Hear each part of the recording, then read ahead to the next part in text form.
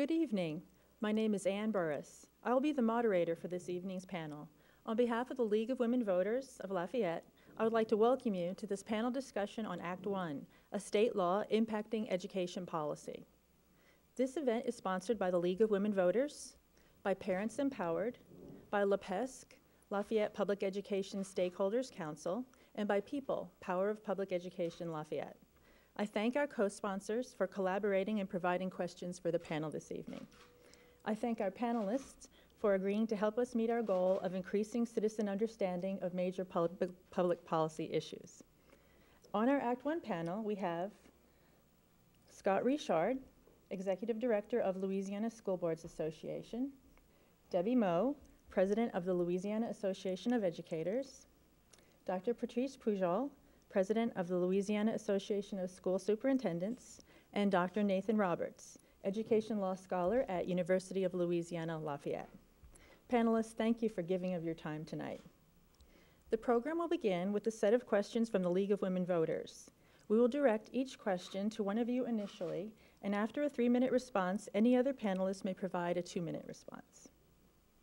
For Dr. Roberts, please discuss the key components of Act 1. Certainly. First, I'd like to say that Act 1 has got, although it's one act, it impacts a number of different laws that you have to go back and see how each piece of Act 1 changed each individual law.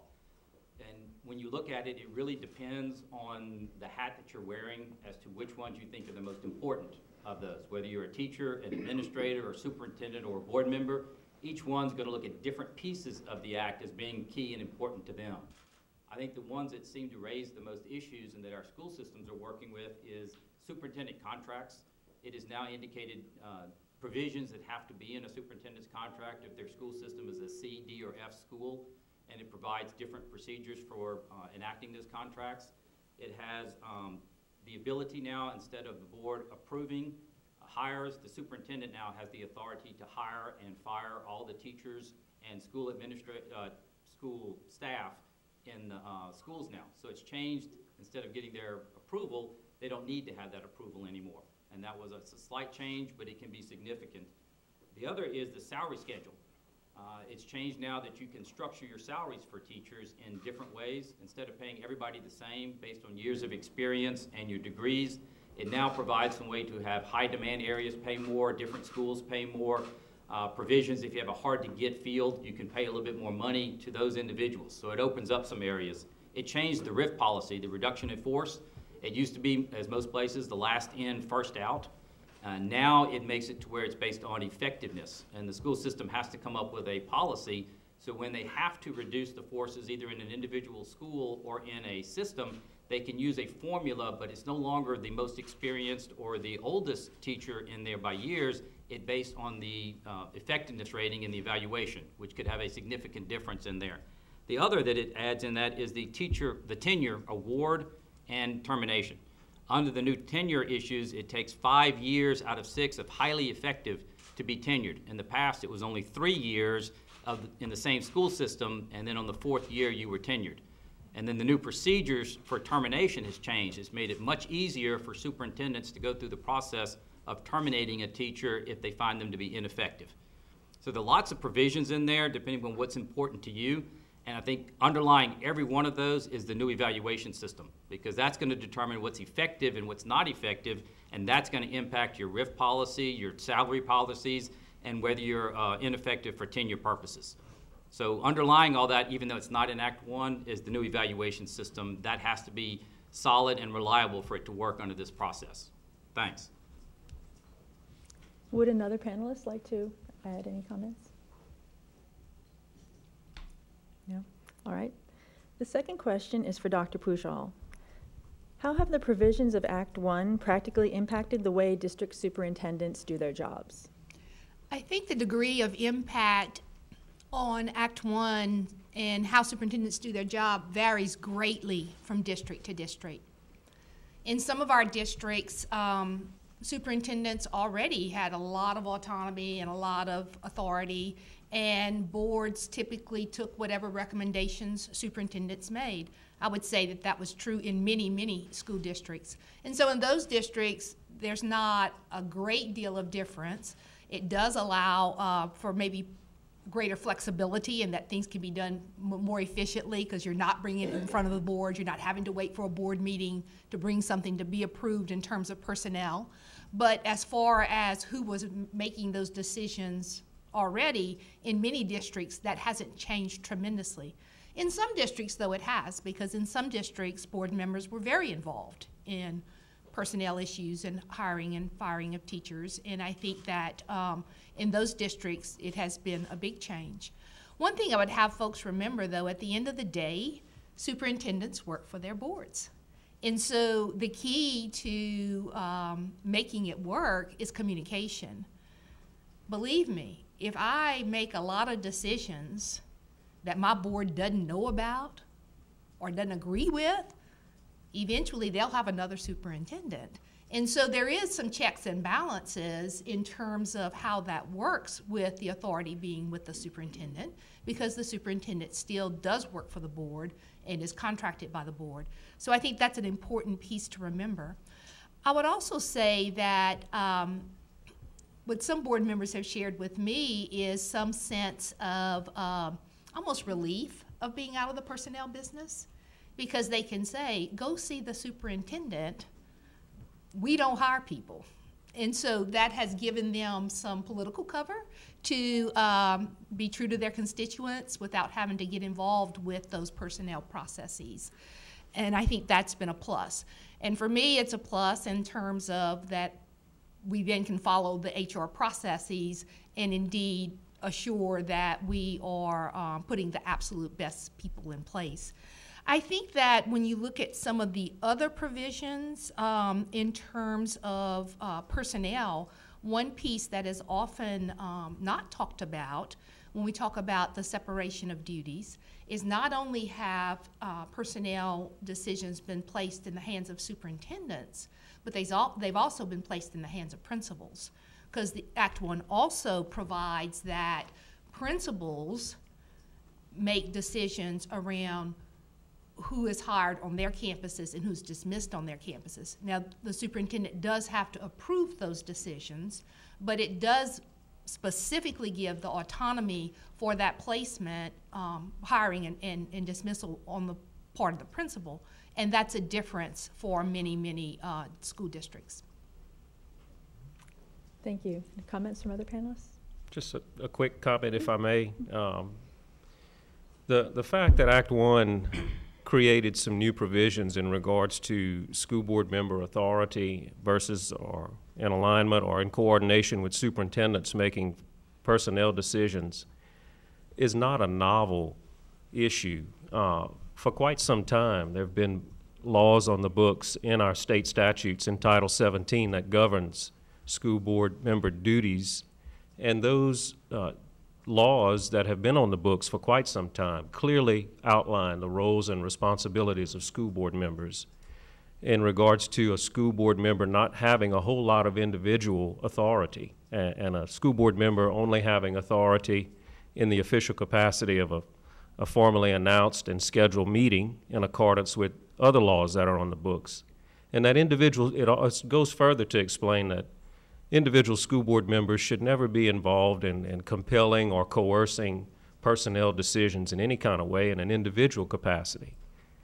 And I just wanted to make that clear, that Act 1 did do some different things as far as delineating the authority for hiring and firing, but the ability of individual school board members to be directly involved in personnel actions based on the law that's been on the books for quite some time is clearly delineated in Title 17. And I'd just like to chime in a little bit. I know that the superintendent is now endowed with most of the decision-making. However, and I know that Ms. Patrice Pujol in her district has already stated to me that she has a lot of teacher input into decisions that are far-reaching within her school system. And I would just encourage all superintendents to take that into account. Maybe not every classroom teacher wants to be involved at that level, but many teachers do feel a responsibility to their school systems. and do have quite a bit of knowledge and wisdom that they can offer to the superintendent. I think some of the reasons they gave that authority to superintendents is because they also put the responsibility on them to raise the scores. If they are a C, D, or an F school, and that's written into their contract, they've got to come up with a way to raise it. And if they don't have the authority and the ability to jump in and deal either directly with teachers or make decisions, it comes back to them, and that can be part of their contract. So I think that was the intent. A part of that was to give them the authority that they need to do the work to keep up those scores. And so they wanted to give them that power. And I would say the same is true with giving autonomy to principals in terms of staff in their buildings. If I, as a superintendent, am going to hold that principal accountable for student achievement, which I am, then I'd better be able to allow that principal to assemble his or her team in a way that the results can happen. And I could say that that's also true for a classroom teacher.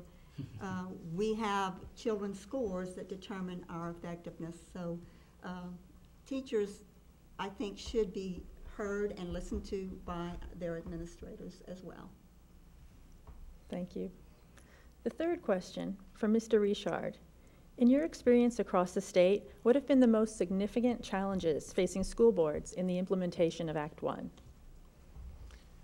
Well, Ann, I'm sure for the listening audience out there in the great community of Lafayette, the more glamorous answer that would be desired would be the issues related to superintendent and school board relationships, as has been politicized so much in the media in this community.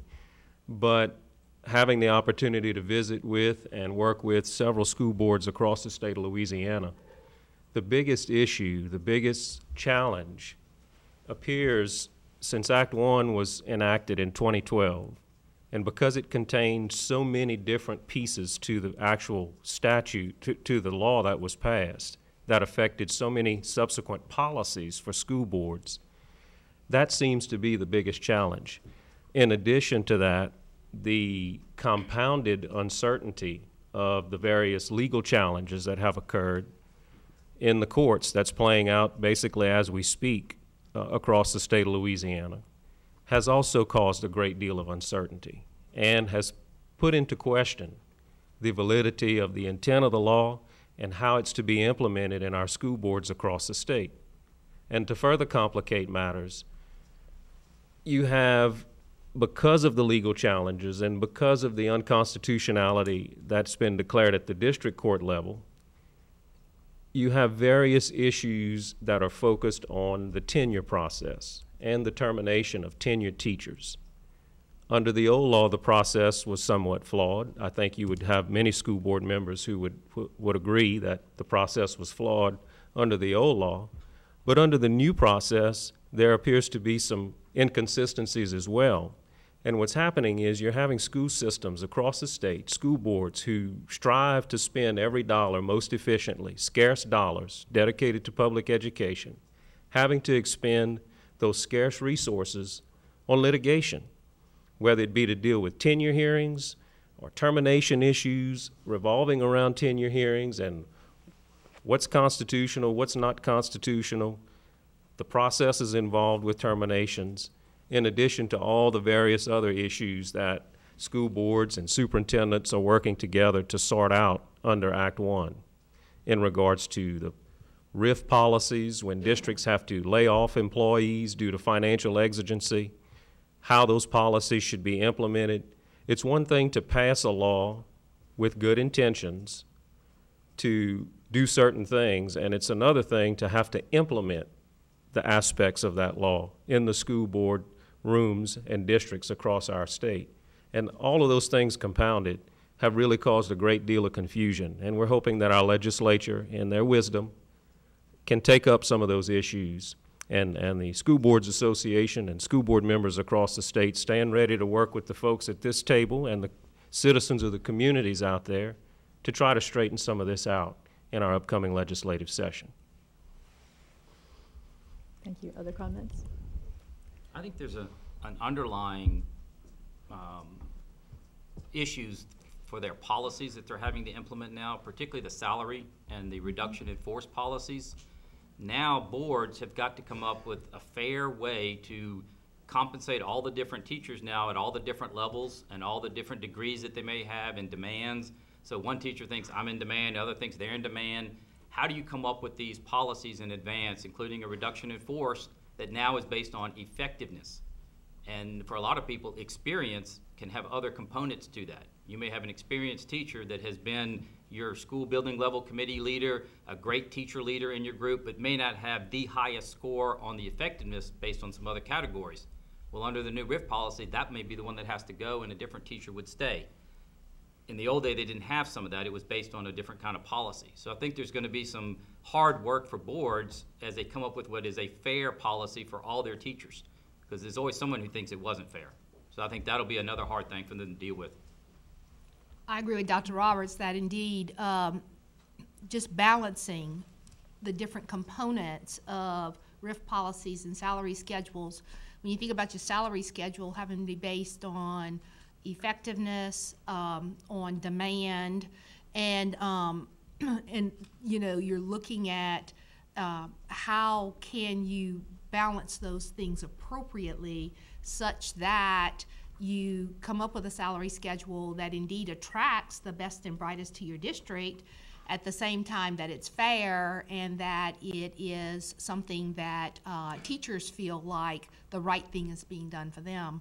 I know in my district we had a group of 60 teachers working with us to try to develop a salary schedule balancing the dimensions in a way that people felt like it was fair for everyone and would accomplish the mission of the district to attract and retain the best and brightest teachers to put in front of our students.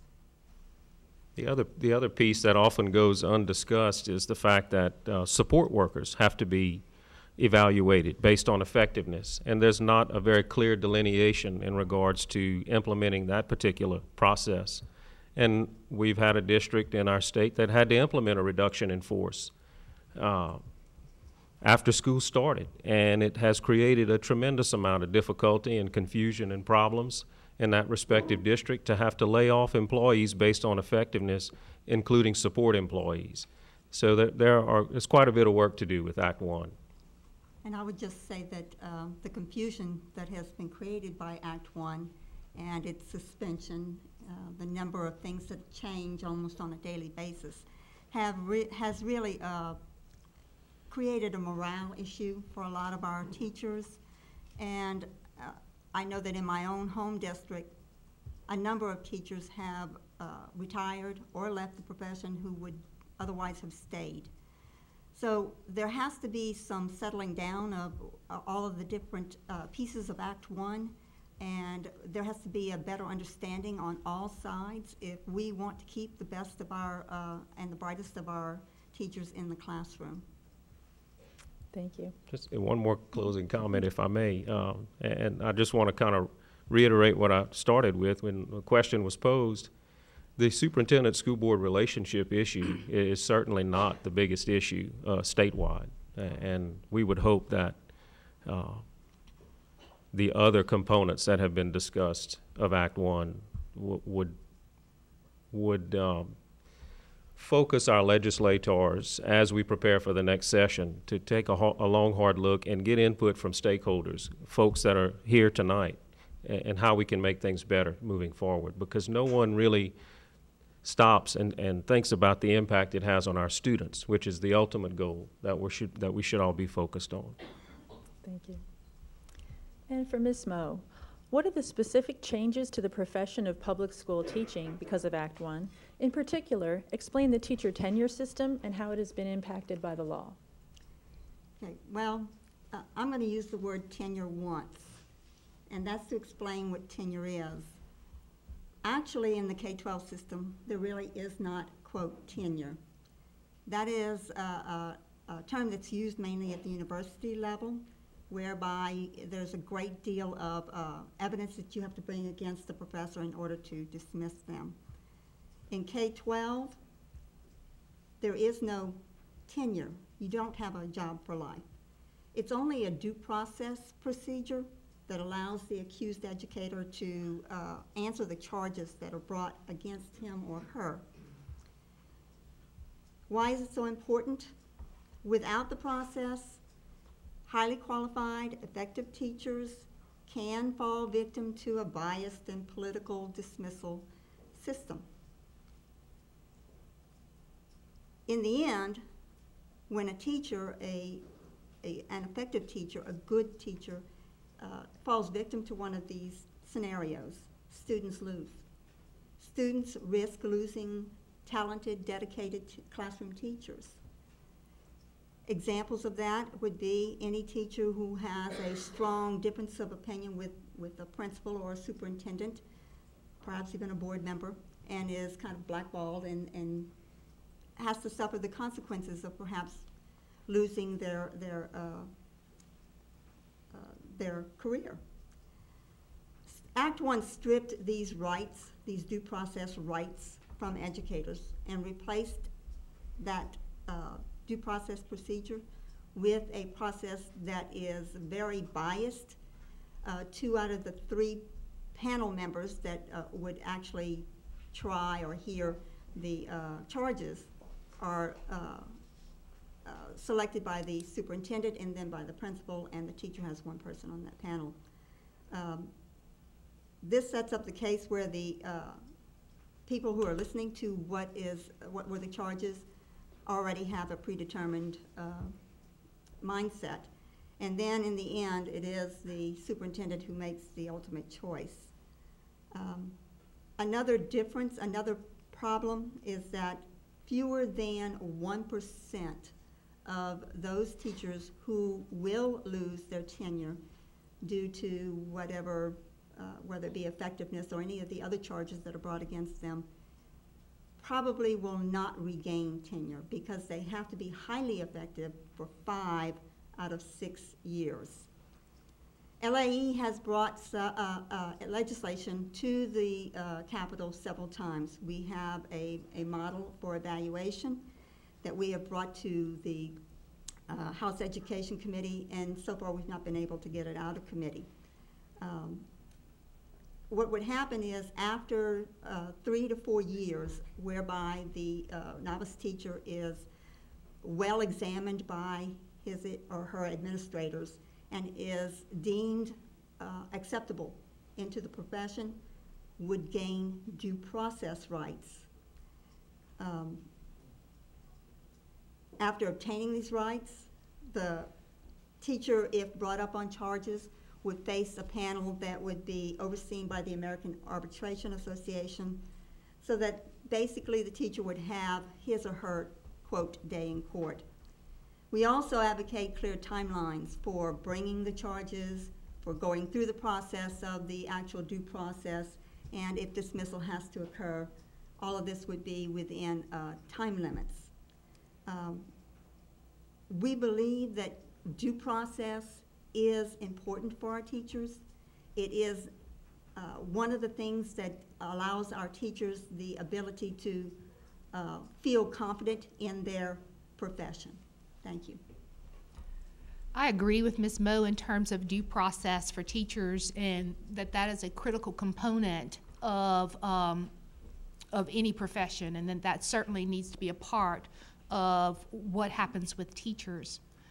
But the reality is, in our old tenure system, it was a very, very arduous process in order to remove a tenured teacher, costing school systems upward of $100,000 often in order to run the process. And the rules were very, very stringent and difficult for systems to follow. I think there's a happy medium between where we are with the Act 1 and where we were with the old process. And I think that's where what we need to find is something that assures due process for teachers, because certainly that is a right that teachers deserve. But also is not so arduous that it's protective of people who need to leave the system.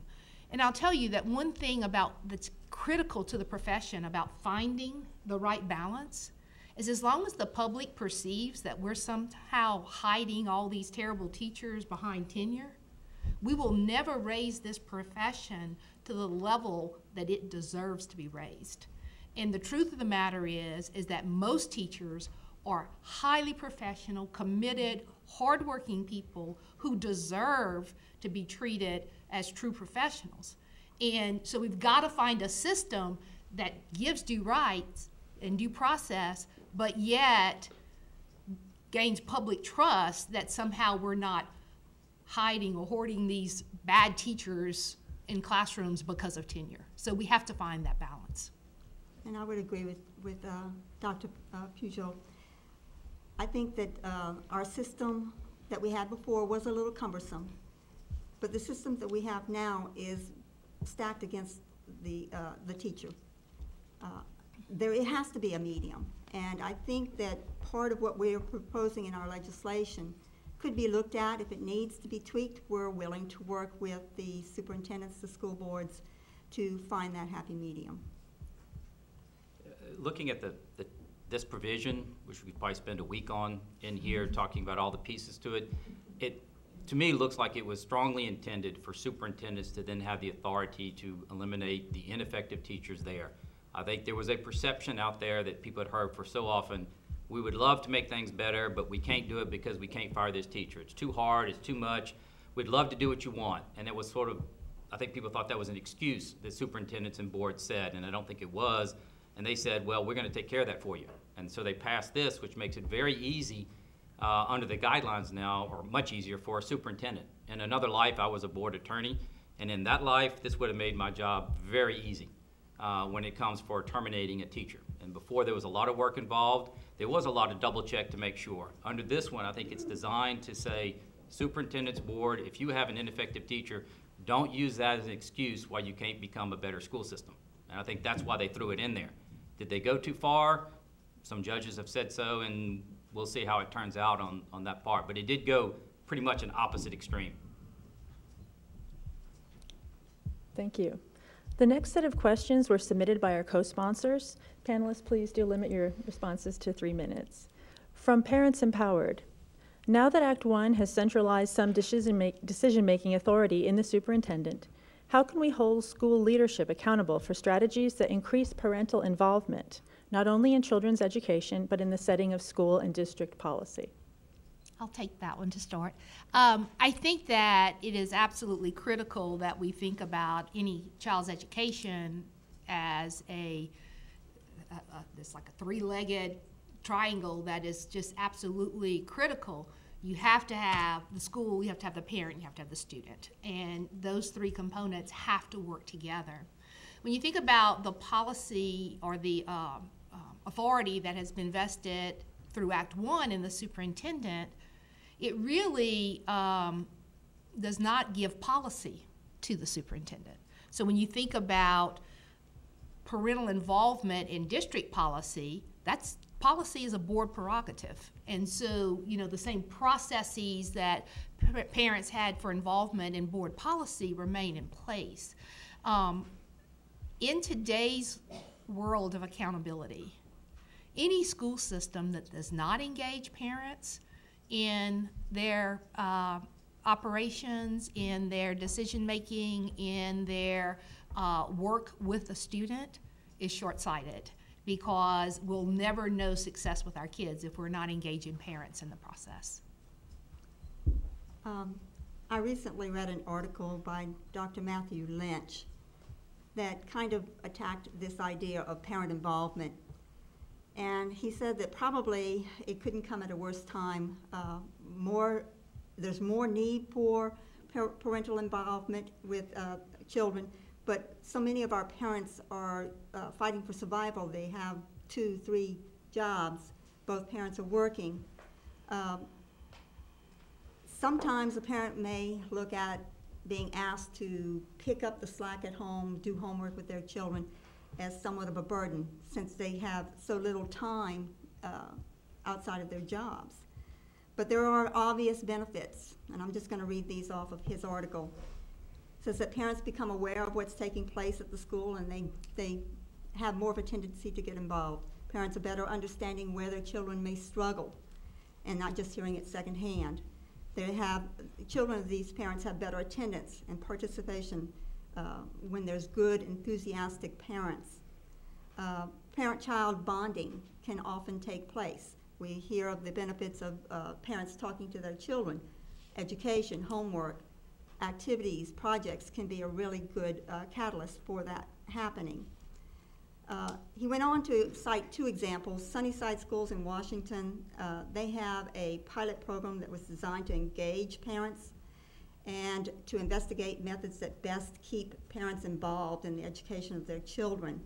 And they have regular meetings and also a program of family advocacy. In Chicago Public Schools, Barbara Bird Bennett has instituted parent universities, and this helps the parents to learn more about the appropriate expectations for their children, how to build academic skills, ways to support their college plans, and also to some degree offer continued education for the parents themselves. If we're going to have a generation of kids that take education seriously, then we have to have parents involved. Sure. I think in the current times that we live in, with many districts, many school boards, superintendents, principals, administrators at any level that are worth their salt, teachers, anyone involved in the education process has to realize and fully comprehend that parents are a key component to the child's education. And with all the demands that society places on our parents in our current times, many districts have utilized the use of technology to keep parents engaged so they can keep tabs on students and follow student achievement and be readily available and try to make things as convenient as possible for parents to remain involved. And as far as the ability, the question asks, how do we hold school leadership accountable for strategies that increase parental involvement? The democratic process does work in America, and we should encourage our parents to come to school board meetings. We should encourage our parents to come and be part of the process. And the flip side of that is the operations of the school system have to be transparent. They have to be readily available for the parent to know and have confidence in what's happening at the administrative level, that things are being done in the best interests of all in the community. And it's a symbiotic process. All of the players have to be on the same page and working together. And school boards encourage that. And we would hope that the administrators in our school systems across the state would strive to work to make it the ease of access to parent involvement in any process that involves the use of taxpayer dollars to provide a quality education to students.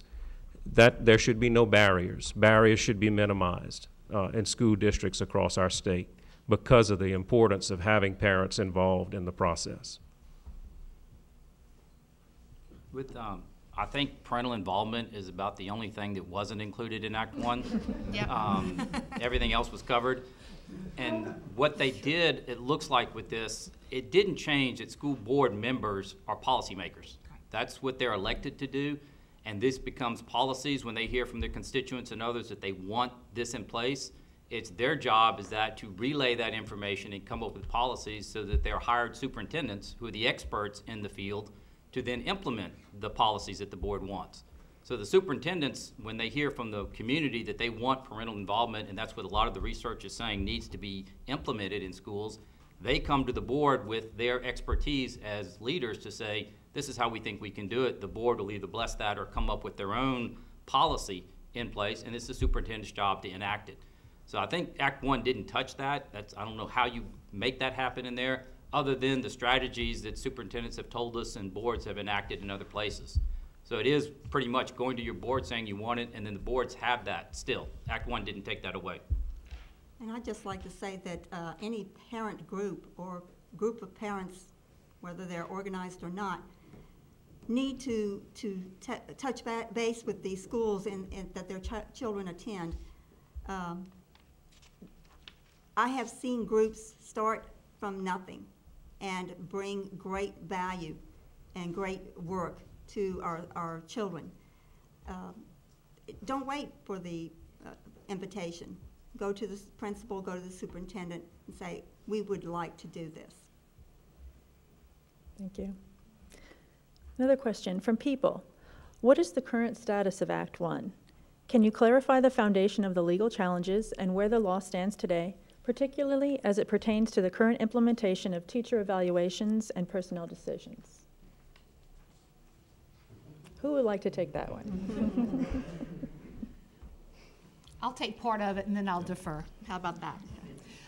As far as the current status, Act 1 was just declared unconstitutional by Judge Caldwell at the district level and is being appealed to the Supreme Court. Until such time as all of the legal challenges are complete, then Act 1 is still in effect. And so until it goes to the Supreme Court and the Supreme Court rules, we live with what's in Act 1 right now. As far as what the legal challenges are, I will leave that to some of the legal experts. But as far as where we stand, we are under Act 1 until such time as all legal challenges have been finalized. There are two challenges that are going up right now. One is the one from East Baton Rouge, which is based on the single objective. When you wonder what's the arguments that are going to come forward, the argument on one side is they put too many things in one bill. It's 11 pages long or so. It affects a lot of different laws. The argument of one side was it's too many things for people to choose from. And I'd used the example once before. It's like Thanksgiving dinner when you get the turkey and the dressing and they want to give you the green peas, but you don't want the green peas. You got to take everything. You can't say no or you get nothing. So they gave it to the legislature. They had to take everything or nothing when the bill came up. And that's what the argument is. There are arguments to say that it's all related to education. They're all different parts of education. It's all dealing with boards and superintendents. And that's the side of the administration, those that introduced the bill, to say that it is constitutional. We won't know till the Supreme Court, which unfortunately may be after this next legislative session. So you may not have an answer till the session's already over. And we'll have to see if anybody introduces bills to change it before the Supreme Court. The other came from Monroe, where the due process provisions were challenged. And the court in Monroe said it was unconstitutional because it violated the state and the federal constitution under due process grounds, which is a lot of what Ms. Moe was describing with the three-person panel and having two from the administration and one from the teacher, the timelines for having it done and all the different pieces to it. I haven't seen the opinion to know exactly what that said, but that's the challenge. I had just saw this morning, which was news to me, and I'm not sure how this works exactly. They said the Attorney General didn't get notice early enough about this action in Monroe. Therefore, they've sent it back to the judge in Monroe to give the Attorney General's office time to file a brief or respond before the judge makes another decision. And I just saw that. I don't know how accurate it is. It was just something I read in the paper, and I haven't seen anything else. But that was like this morning or yesterday. So that's the other side. So it's two different arguments that go up. And as I told before, if it's declared unconstitutional, I may go back into private practice because there'll be all kind of things going on that'll need to be cleared up and straightened up over 2 years because every board has changed policies and redone everything based on Act 1. So we'll see whether they take it individually this next session or whether the administration decides to wait until the Supreme Court answers it. So right now, school systems are in a little bit of limbo, but I think as Superintendent described, they're all following Act 1 because that is the law right now. And the case in Monroe that Dr. Roberts references is a case that our organization is trying. It was sent back to the district because of the conditions described by Dr. Roberts. Our organization has taken the stance that we are going to be working with our individual members, and this member came to us with a complaint about the due process system that was being used to fire her, and we took it to case in her name. It went to the Supreme Court, had the capability of possibly becoming the law of the land, but at this point it has been sent back to Judge Jones. We do expect that it'll probably come out the same ruling, but in order to clear up the procedural problem, it has been sent back to that level. And that's also the status of the Act 1. It was sent back to the district judge. The judge ruled it unconstitutional again, so now it's back in Supreme Court's hands. Once Judge Jones declares his judgment to be valid and it stands, we'll be back in the Supreme Court again with the Monroe case. Just maybe if I could try to wrap things up. I think everybody hit all of the high points, but in regards to where we were and where we are now, 2012, Act 1 was passed by a majority of the legislature, signed into law by the governor, with little stakeholder input in the development of the instrument, the components of Act 1. Fast forward to January 2014. Act 1 has been declared unconstitutional at the district court level on 2 separate occasions by the same judge. Am I correct on that, Nathan? Yes. So now it's moving to the Supreme Court level on the multiple objects issue from a procedural standpoint. Then you have the issue in Monroe, where it's been declared unconstitutional by a district court judge for a 3rd time on the substantive issues, on the actual components of Act 1, which deals more succinctly with the teacher tenure process and the termination process, not affording teachers due process. So given that brief timeline and all of those various hiccups, then you have the question is in regards to teacher evaluations and personnel decisions. Then you have the educational tsunami that has occurred in Louisiana on top of these issues with Act 1 and Act 2. You have our transition to Common Core state standards and new park assessments, which kind of play more into the discussion on teacher evaluations and where we are with the status of teacher evaluations as it relates to value-added assessment and student test scores being part of a teacher's final evaluation. So given all those issues, legal issues, and the transition that we're currently in the process of moving towards higher standards and new assessments, with all that being said, Act 1 is still in place. And school boards and superintendents and staff should be following the components of Act 1. But I think anyone would agree that there's certainly some issues that need to be addressed to clear some of the cloudiness up that exists out there. And I'd just like to say that it really is time for all of the stakeholders in education to be brought together and for these battles to stop. We need to develop a system that provides good, appropriate education for our students that does not also punish the adults. I hear often that my organization is about the adults and not the children. Well, you can't have education of our children without the adults as well.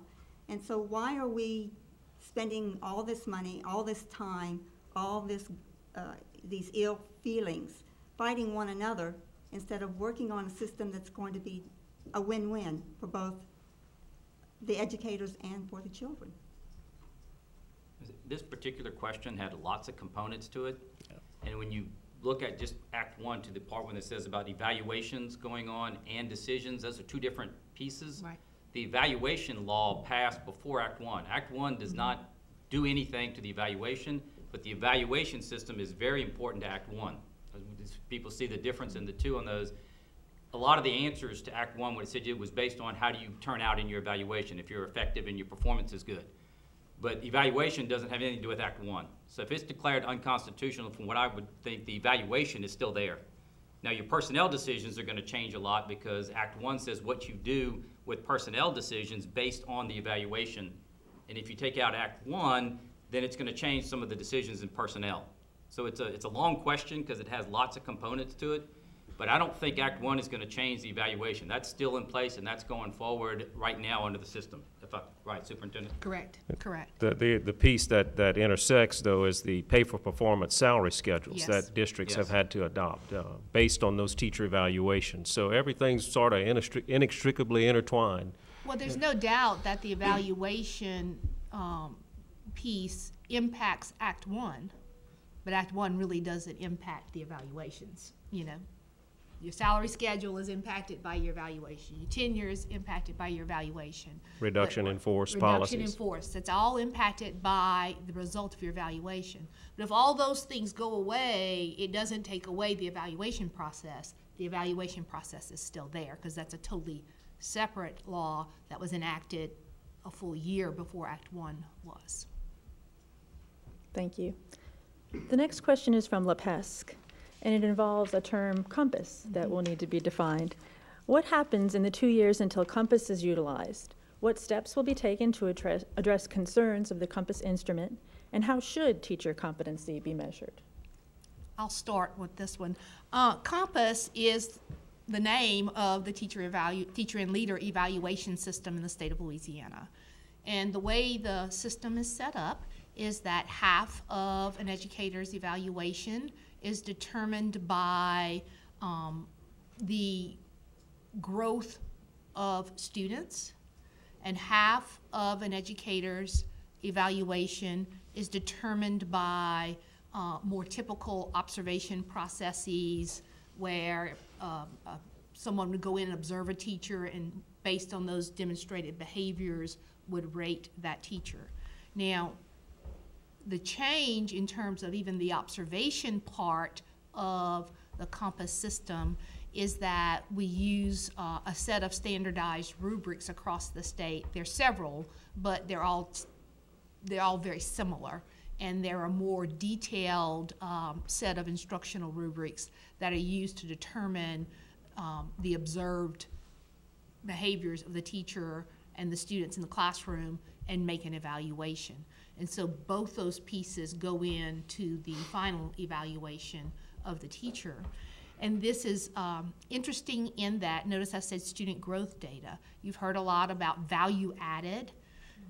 Well, only 30% of the teachers in all of the state of Louisiana have standardized test data that can be compared year to year using a formula to give you a value-added score.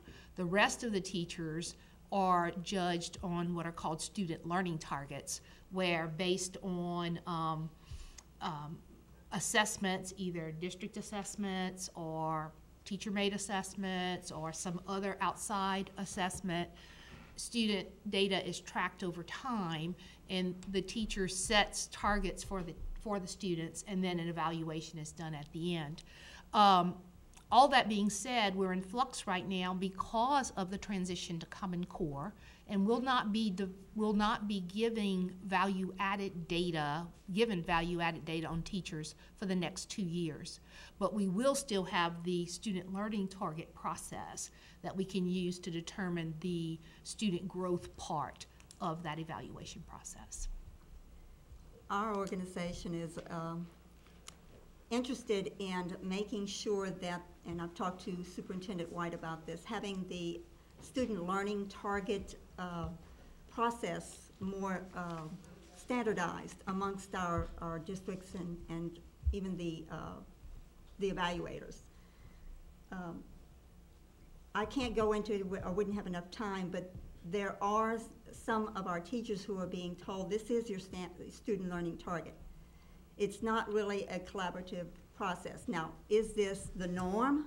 Maybe not, but the calls that we get in our office indicate to us that our members are experiencing some difficulties with their evaluators in setting up their SLTs.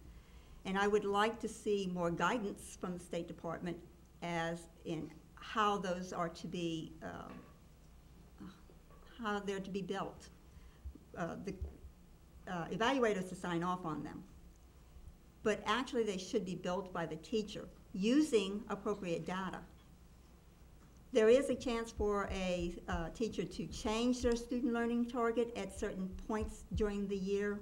That it doesn't necessarily become set in stone when it's first built. It can be tweaked, like at mid-year, possibly a little past that.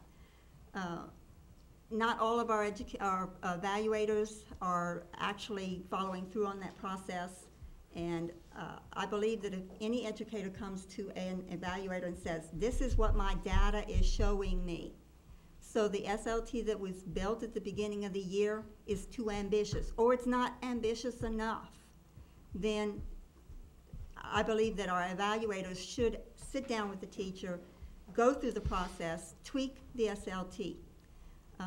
I don't believe that SLTs, the student learning targets, excuse me for that acronym, should be dictated to the teacher and have no ability to kind of tweak it as the year goes on.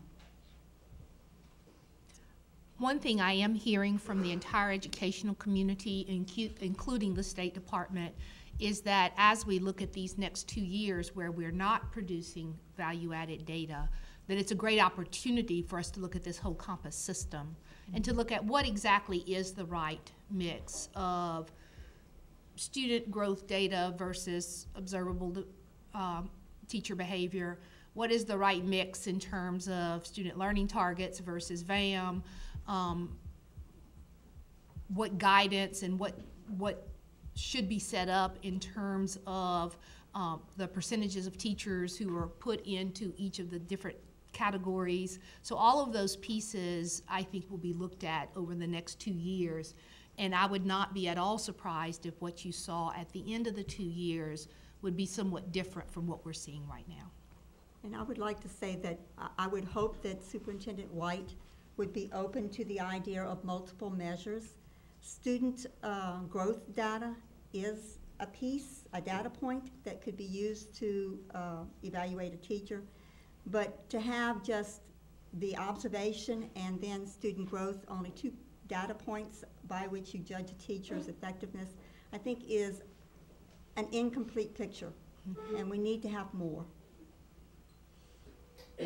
This is again a big issue and a question. I think there are a lot of factors that play into whether you're going to use Compass and what does that mean and what are the formula that you're going to use. One of the issues that it keeps coming up in our discussions and in our programs is the financial piece to this, which is, are we comparing everybody equally when we're not all financed equally? You've got some wealthy school districts, you've got some poor school districts, and yet they're all held to the same standard. And we're not saying children shouldn't all be held to high standards, but when you're trying to address these pieces, I may be trying to raise a kid's score, and I've only got $5,000 per student to do it, and the parish next to me is trying to raise scores, and they've got $9,000 per student to raise the scores. That just puts us at a little bit of a disadvantage if I'm in a poorer school district. And in Louisiana right now, we have lots of districts with lots of different areas. So when we're looking at these factors, a teacher in the classroom and what they do is a factor, but there are a number of other pieces, and it's hard when you have a law that has to fit everybody under it. They don't pass laws just for one parish. This was not a Lafayette Parish thing or Ascension Parish. Everybody's got to fit under it, even when you don't fit under it. So you've got to fall there some way, and it's very difficult without all these components. And that's what we hope superintendents and others will see as this comes in. How do you make it as fair as possible in making this work? And so that's just some of the considerations that we look at. Thank you very much. We need to end the live portion of our program tonight. We will be able to continue on with questions after we cease taping. I would like to thank, on behalf of all our co-sponsors, I would like to thank Dr. Patrice Pujol, Scott Richard, Debbie Moe, and Dr. Nathan Roberts for giving their time tonight. And I thank the audience here and at home for their continued interest in education issues. Good night.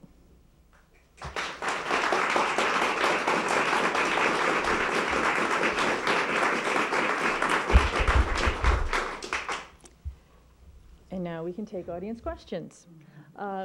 We'd like to take as many questions as we can, so please consider your question carefully and keep it concise.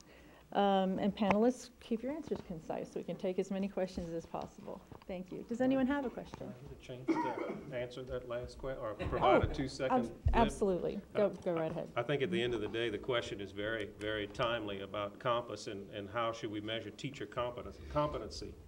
The byproduct of what has happened over the last couple of years is being experienced not only here in Lafayette, but across the state. We've seen an increase in teachers leaving the profession, and that's not what we want. Now, I would hope that's not the intent of this entire process that was put forth by the legislature and the current administration. It's affecting all of our districts statewide, and that is not the message we want to send to our teachers who spend so much time with our children. We need more young people to be interested in talking to people like Dr. Roberts and consulting with and trying to get a job in the places like Lafayette and Ascension parishes across the state and all of our school districts. And the one thing we want to try to avoid moving forward is to prevent that message, that there's so many uncertainties in public education in regards to teacher evaluation from A to Z, pardon the pun, but we're turning our folks out from being interested in the profession. Thank you, Scott. Question? Here. I'll give you the microphone. Right. Mike Keating. Ms. Moe, Yes, sir. do you think there are teachers, or there are no teachers, that need to be removed from the school system? Oh, no, sir, I didn't say that. But I believe that a system that penalizes all teachers is not the way to remedy that particular possibility of having teachers that don't belong in a classroom. And I do know that most times an evaluator, a principal, will probably already know who's going to score well, who's not going to score well. What we need to do is identify these teachers, get them the necessary improvement, whatever it may be. It might be some kind of an activity, it might be a class, whatever they need in order to improve. And if that still does not work, then we need to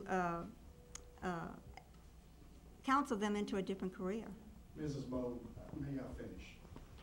2 years ago, or a year ago, Mary Ann Ketchen, a person from California, came to teach in North Baton Rouge schools here in the state of Louisiana. Mm-hmm. And she was with other young minority teachers that had started off. And the teachers there that had tenure refused to give them any help, refused to give them any standards or anything else to move them forward. Actually, they wanted the young teachers to fall in line or get out.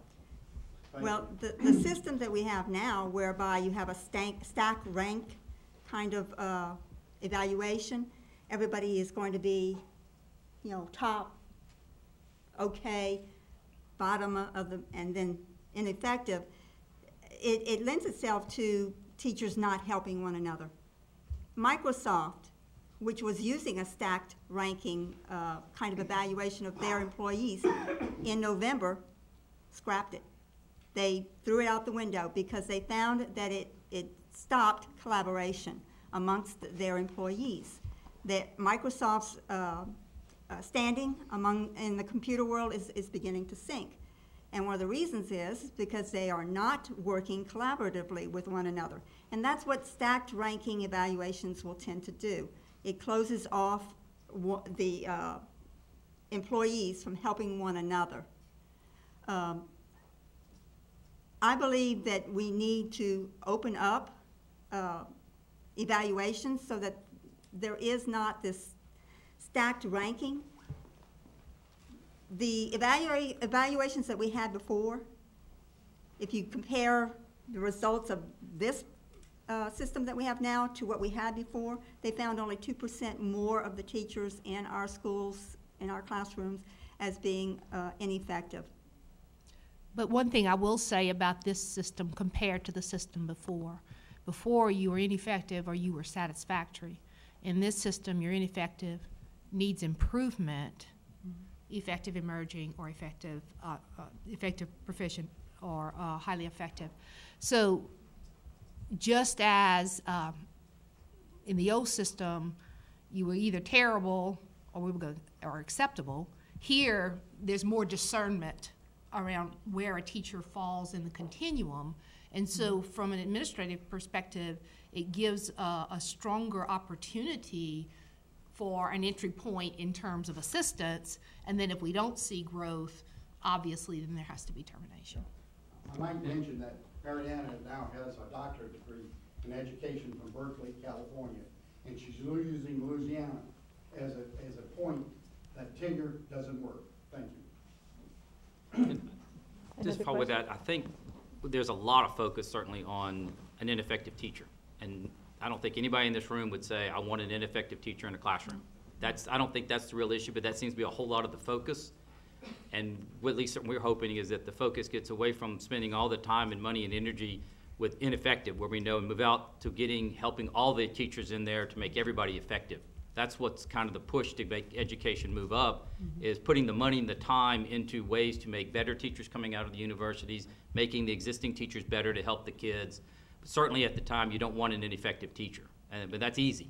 So the harder part is making the others good so that we can use them, because they're not these A teachers sitting all over the sidewalk waiting for jobs. Right. I think school systems have hired everybody they thought was good.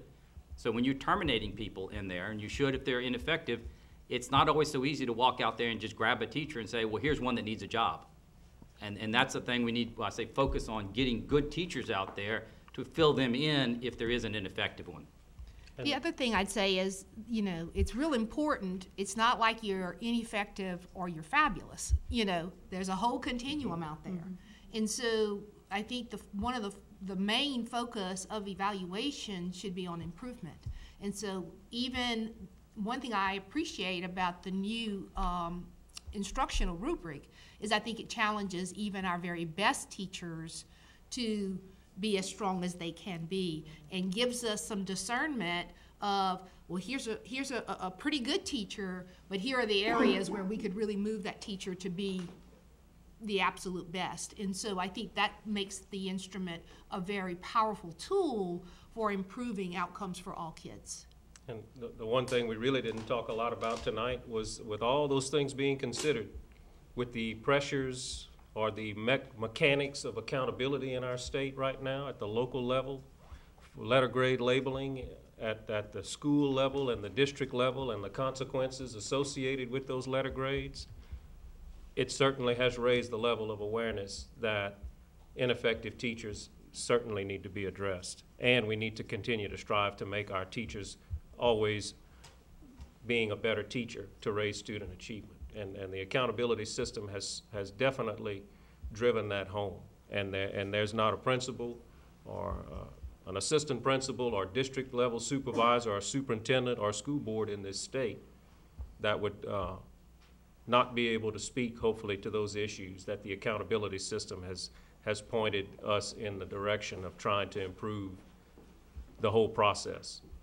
And I'd just like to say, sir, that due process is just a procedure. It's a legal procedure. It does not guarantee that a teacher who's brought up on charges will beat the charges. I have represented teachers in due process hearings, and not all of them beat the charges. I've seen many of them fired, despite the fact that they were represented and given the chance to plead their cases. Thank you. I see a few more questions. Let's hear. I'd like to focus on something Dr. Roberts said in his initial discussion. You mentioned that this whole edifice of Act 1 was built on the solidity and reliability of VAM. I think, as unfortunately as most folks who are in education are aware, the reliability of VAM, as measured in places that have had it long enough in place to actually measure, is very poor. What do your various institutions have in place, or how are you thinking about it, if VAM should collapse entirely and not form a reasonable basis for making the decision? In other words, sometimes teachers 1 year evaluated in the same classroom at the same grade in the same school don't have the same score next year or the next year, make it almost impossible for anyone to ever achieve even pseudo tenure. And if all this falls apart, if it loses all credibility, what will y'all do about it? Well, whether we agree with the current VAM formula or not, I think there's been a lot of discussion as to whether or not it is an accurate projection of a teacher's effectiveness. But one thing I do know, at the end of the day, it has to be more than about the process. It has to be about the results.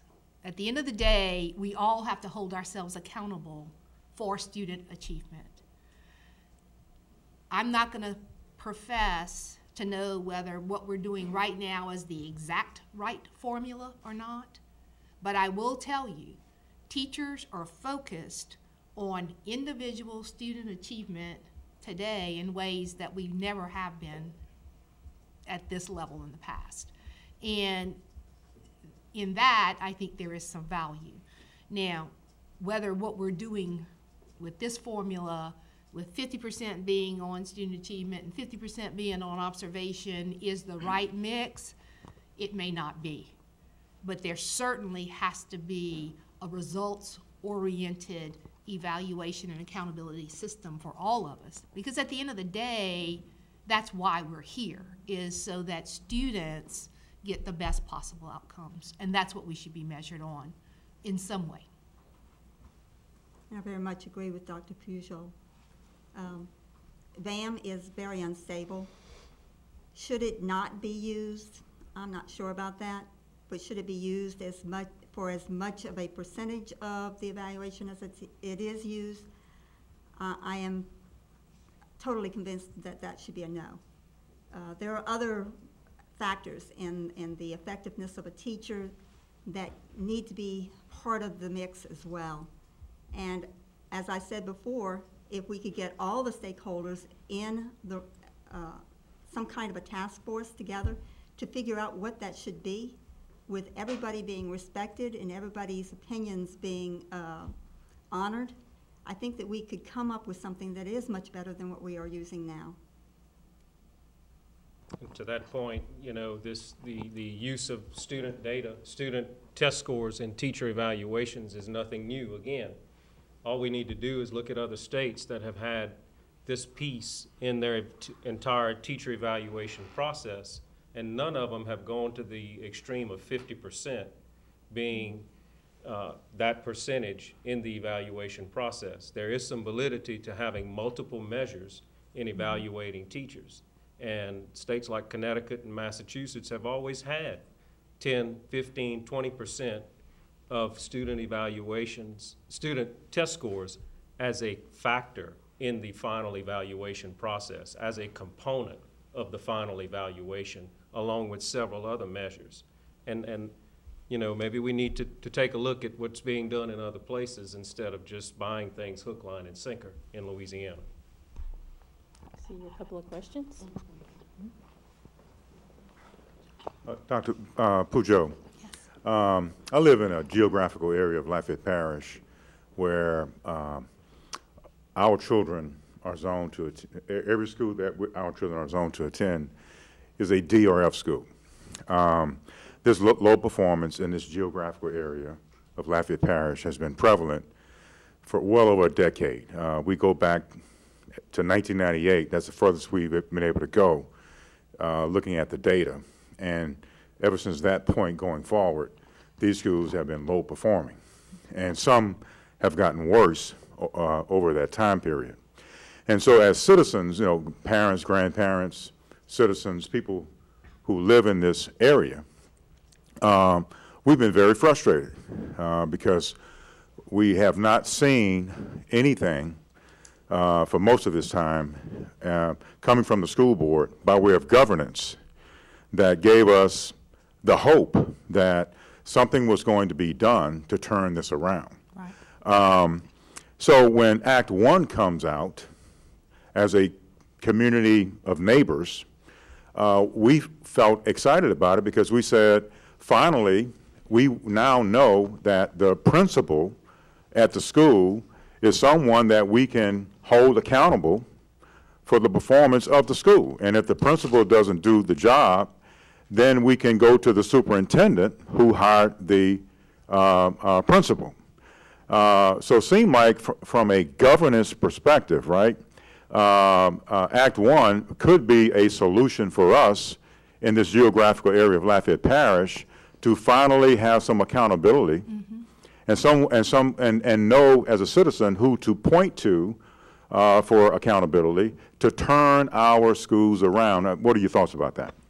Well, I certainly understand your frustration and your perspective, and I share your pain because in Ascension Parish we have a similar geographic community that we've really struggled with moving student achievement forward. And we've made some progress, but not nearly enough progress for my satisfaction or the satisfaction of our community. I do believe that citizens should be able to hold the principal and the superintendent accountable for what happens in those schools. It is absolutely our responsibility to assure that there be progress. You likely won't get as much progress as quickly as we want it. You're not going to turn it around overnight from an F to an A, but there should be steady progress. And I do agree that you should be able to hold the principal and the superintendent accountable for that progress. And I think you should do that publicly. Do you believe Act 1 helps in that regard? I think it does, or I think it can. But you know, it's all about, at the end of the day, the superintendent works for the board, so you can come to me and say that you hold me accountable, but the board has to hold me accountable. I have to hold that principal accountable. So it does give some maybe more specific direct chain of command, but I'm not sure that wasn't there already. I'll tell you, before Act 1, I felt highly accountable to this community. And I can't say I feel more accountable now than I did before, and I don't, the principals who are still with us, because they not all are, felt very accountable too, and some of them were accountable. They're not here anymore, you know, and so I mean, I think those are the decisions that just have to be made. And it's not necessarily that the principal's not a good leader, but maybe just not the right leader for that situation. And I think Act 1 might provide not accountability so much as opportunity with the new salary schedule, that if a board decides on a policy that they want to pay more to get their best, whatever they determine the best, to be in certain schools, certain areas, certain occupations, they can do that now under the new salary schedule. So there is options to change things around and move. Since the superintendent has that authority, they can open it up and make those changes. So there's the accountability part, but there's also possibly some more avenues that give people options that didn't exist in the past. Just to weigh in a little bit, I think it's another piece of this that really hasn't been talked about is that we need to have, sure, you can fire everybody, but you need to have somebody to fill their place. Right. And I know that a lot of school systems, when teachers either leave, retire, or dismissed, they have a problem finding qualified teachers to fill that void. You can fire everybody, but you still need somebody to fill those voids. Our universities, I think, are trying very hard to revamp their teacher preparedness programs so that they can produce a better prepared teacher. But that's going to take time. We need to make sure that those teachers that are not up to snuff are receiving assistance. They need to be helped. Not everybody will get to the point where we would like them to be, but we have to help these people because there's not a whole lot of replacement out there. So it's incumbent upon the school system to make sure that there's professional development, that there's support, that these teachers are kind of helped along the way. And just a little side note here, we have to start doing something about making our teachers feel as though they're valued. So much has been said about the status quo and the fact that teachers are bad. That is, it's a catchphrase, and it's been overused, and it's mostly not true. So we need to make sure that we are honoring our teachers and helping them in every way that we can. I will tell you that people ask me all the time, have kids changed? And my response is that, no, I don't think kids have changed tremendously, but I do think parents and society have changed. And when I first began teaching, many, many years ago, the respect that I held in the community as a teacher was absolutely enormous. And no one ran up to school because I fussed at a kid, or I expected that child to do the work, or I had high expectations in terms of the rigor of what was going on in my classroom. That was supported by the parents in my community. But what I've seen happen over time is a bit of an erosion of parental support for the hard decisions that teachers have to make day in and day out in terms of challenging students and having students learn from their mistakes.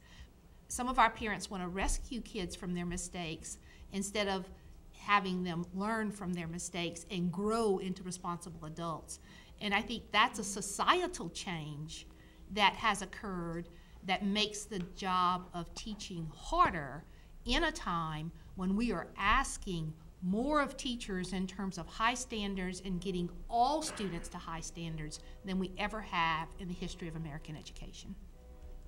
Just a quick comment, if I may, on the last speaker's question. You know, that Act 1 definitely opens the door to address some of the issues in a more expeditious manner when it comes to performance and the people that are leading schools in any school, moreover in schools that are at risk that you mentioned in your community. Certainly understand those issues, but as an aside to that, but related to your question, and it's just a point that I'll make, and I know I'll get gigged by some of my friends that I'll be spending a lot of time with at the Capitol when the session starts, but it's really a no-brainer as to what can help schools in the situation that you described. And if anybody in this state is an expert in that area, it's Superintendent Cooper.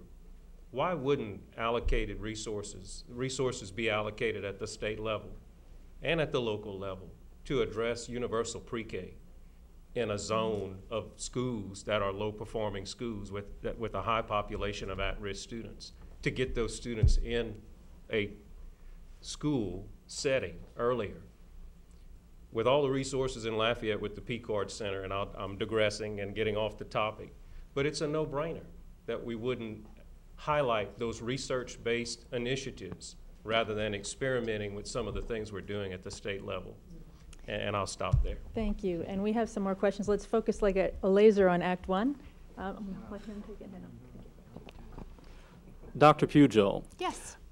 For Act 1 and the Compass instrument tied to it, can you describe the positive impacts, instructionally speaking, of the Compass instrument that you've observed in classrooms? Absolutely. In our district, we use the NIET TAP rubric across our whole school district, and that's one of the approved instructional rubrics for the Compass system.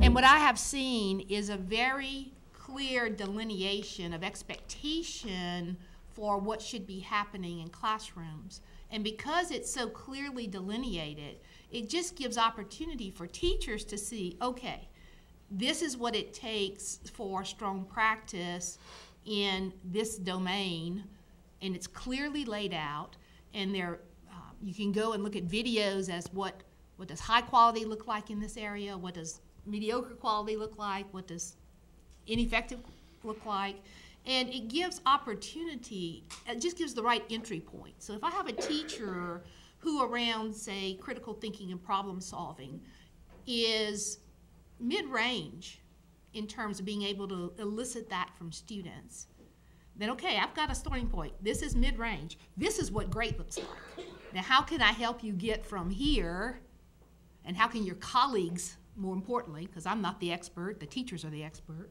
how can your colleagues work with you and you with them to get you from this good performance to this stronger performance? And I just think that that kind of delineation in an instructional rubric helps move professional practice across the board.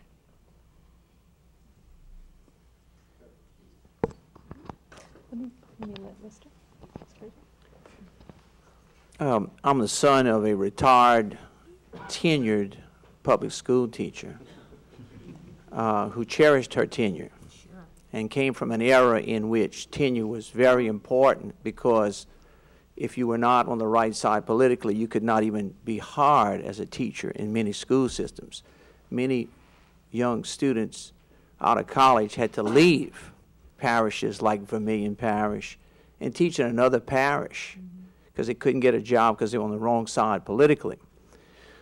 Question is more directed to Ms. Moe and to Madam Superintendent.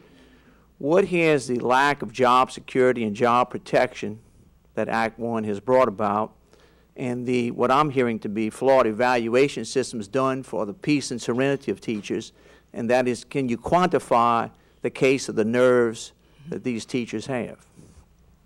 Well, I do know that we have received many calls from around the state from teachers who are, to say the least, burdened and feeling as though they're being crushed by the weight of both the evaluation system and also the change over in curriculum.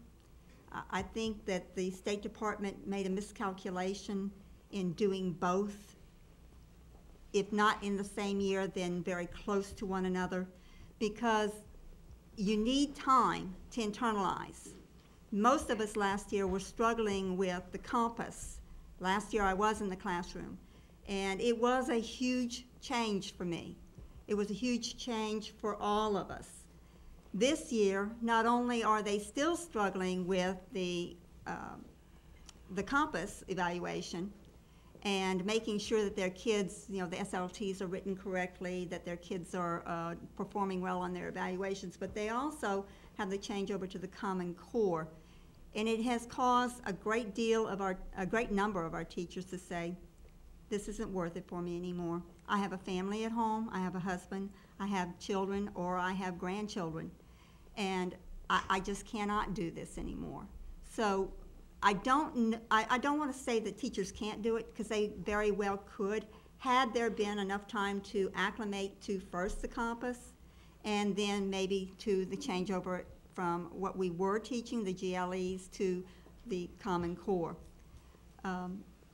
I know of several teachers personally from my own home parish who are excellent teachers who are no longer in the classroom.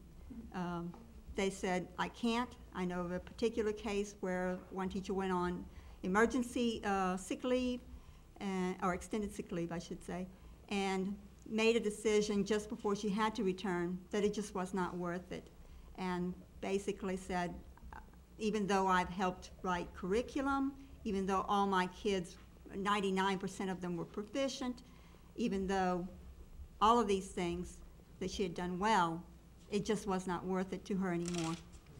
Her health was not worth it, her family was not worth it. So that has been a theme that has been conveyed to us by a number of our teachers throughout the state. Not everyone. There are some that are struggling through, and even some of them who are excelling through the changes. But I think that that is going to happen in any group. You're going to have those who are going to be on all, you know, both ends and all in between. But we have lost a number of our cherished educators.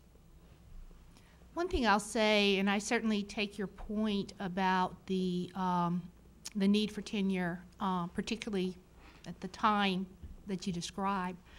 As a superintendent, I can't afford to lose one effective teacher. I don't care what their politics are. I don't care what their family is. I don't care where they live. I need every single effective teacher that I can put into a classroom, because I'm held highly accountable for assuring continued progress of student achievement in my school district. One thing Act 1 does, on the one hand you have the tenure issue, but on the other hand, the person most accountable for student outcomes now has the authority to hire and dismiss. So there is some protection just on the accountability side as far as that's concerned. And don't get me wrong, I'm not anti-tenure. I'm just showing that there are multiple facets to this issue, and that I think tenure absolutely has a place to play in the educational profession, but not as we know it right now in our old process, where it was such an arduous process to dismiss even a very poor teacher that many districts could not afford to do it, either with time, energy, or fiscal resources. I think that it is hard to teach today. The demands are greater than they've ever been. There's no doubt about that. But I think it's also, for many, many professionals, an invigorating time to teach. a time when we can really be on the edge of producing great things. When I look at the evaluation results in our school district, people worry about VAM. I don't need one whole hand to count the number of ineffective teachers who scored VAM in my parish. You know, I mean, it just isn't a huge issue. And at the end of the day, it's about how can we take every child in our school system from where they are to where they need to be in order to have a productive life. It used to be, back when we were in school, we didn't have to educate every child to very high standards, because you could take kids, give them a fairly minimal education, and send them out with a good work ethic, and they could get a job and be a productive citizen. It's not the case anymore. The world has changed. The demands of the world has changed for our kids, and so the demands for us have changed as well. Unfortunately, we don't have tremendously more resources to put into meeting those demands, and so the toll on human capital is great. And I think that's the tension we're feeling in the profession right now. Thanks for a great discussion. I'm Jason L. Kuby with the Greater Lafayette Chamber. I've got a question about Act 1, and it's basically, in the event that Act 1 is invalidated by the courts, what are the provisions of Act 1? Which components could be voluntarily implemented by districts if they wanted to do that? Are there any? And as a follow-up, what are some of the, if any, parts of Act 1 that you could all agree are sort of, you know, no-brainers that, you know, districts ought to consider? I kind of think that probably any district that wants to put into place a replacement to Act 1, if Act 1 were declared unconstitutional, could do so, and they could keep what they are using or parts of it if they wanted to. I think the local evaluation system was the purview of the local board previous to Act 1. I think that what you would find, I mean, obviously tenure would change back to the way it was, because that's something that is a protection under the law. Things like salary schedule, that could remain. Even things, the law says if Act 1 doesn't, if Act 1 is overturned, the law says that the board hires and fires personnel. But again, as I stated when I began this discussion, there are many, many school boards across this state that depend on the expertise of the professional administrators in their districts to make those determinations, and they, by and large, will just support those determinations. So, you know, I think that it's more about, do we embrace the fact that a board is a policy-making group and that they oversee fiscal responsibility, you know, budgeting, fiscal oversight, and leave the day-to-day operations of the system to the superintendent and the administrators, with knowing that they have, if the superintendent decides to do something crazy with hiring, that they certainly still would have veto power. But I don't remember the last time my school board didn't uphold a recommendation on personnel that the professionals made to them. So it's not that it's necessarily the law that's going to make it right or not right. It's reasonable people making good decisions and communicating together for the good of kids. And some of your school systems might decide to keep Compass, but some of them may believe that their previous evaluation system was a better system. Well, Act 1 really doesn't change Compass at all. It's the pay-for-performance piece. It's the pay-for-performance piece. And many districts, like Superintendent Pujo's, already had programs like TAP in place that was rewarding teachers for higher performance. And even in Lafayette, in some of the turnaround schools that were in place a couple of years ago, you know, districts already had the ability to implement higher teacher pay for a number of reasons. But Act 1 did open the door for that to occur and gave a lot of flexibility to local school districts. And that may be a component that would be worth taking a hard look at. And as far as the superintendent school board authority piece, as we've said earlier, that's pretty much in the statutes already, you know, about the superintendent having the personnel decision-making power in place, and individual board members not having any capacity to get involved in personnel decisions. That's already in statute. But I will say that Act 1 has heightened that awareness, and I think board members are less likely to engage in personnel decisions post-Act 1 than pre-Act 1, although, as Scott says, those laws were already in place. And the tenure hearing process, the tenure piece, I think is something that all of the stakeholders are very much eager to sit at the table and come up with a practical solution to how all that works. I don't think there's anybody that represents any organization in this room that would say we need to put our heads together and fix the issues that are part of the process. And not to digress, but I will. Part of the issues in Act 1 is that a lot of the folks were not included in that process. A lot of the day-to-day practitioners were not part of that deliberation in putting together Act 1. So there are some pieces that are worthy of taking a look at and moving forward. Thank you. We are taping, and I think we can stay until we all get tired and the panel becomes exhausted. Do we have other questions before that time occurs? Luke Ashford-Sides, also with the Chamber of Commerce. It sounds like one of the major issues that you brought up is that not enough stakeholders were brought to the table in the formulation of Act 1.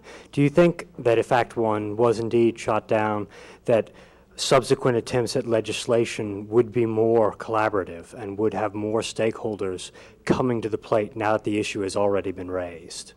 Certainly, yes. To answer your question succinctly, there were bills, individual bills in the last legislative session that piecemealed Act 1 that were just on hold in the event it would move to the Supreme Court and get overturned at the Supreme Court level. So we fully anticipate that being part of the session this year.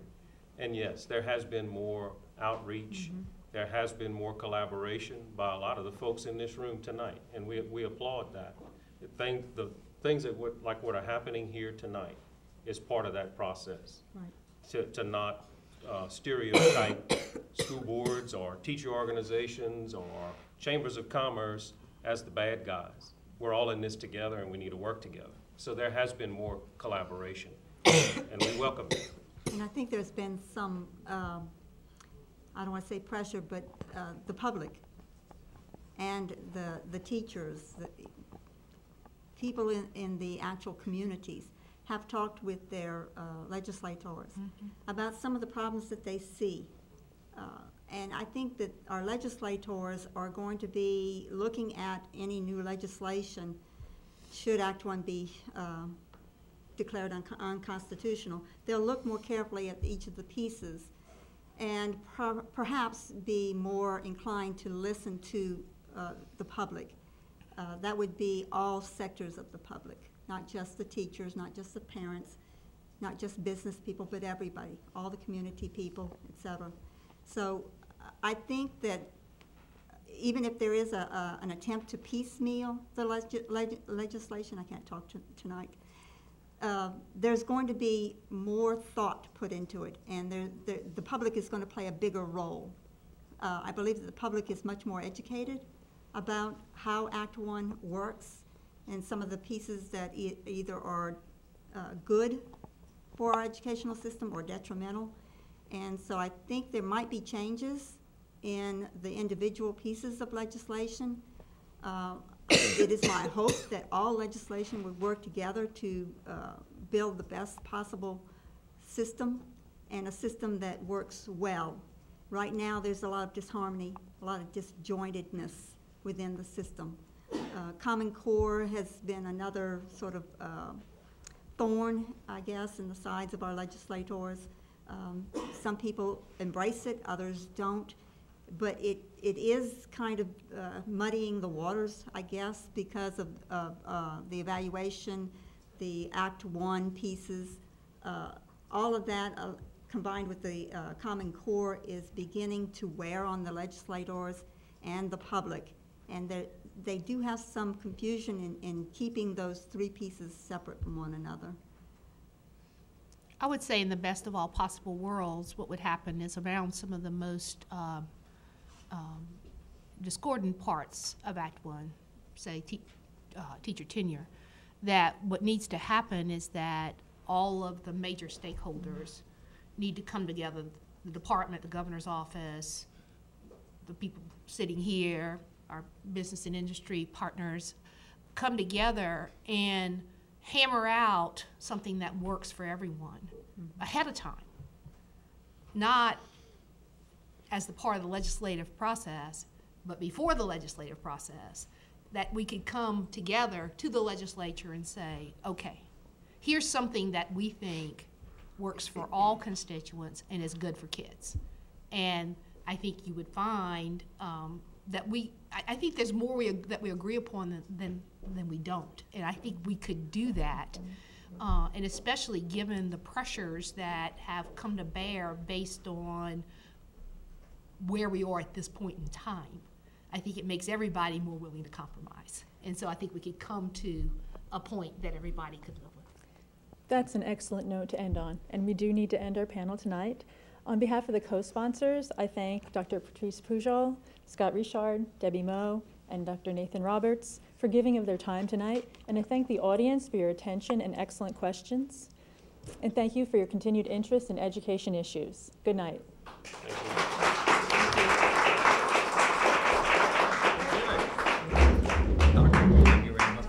I'm telling you, it must have been. You too.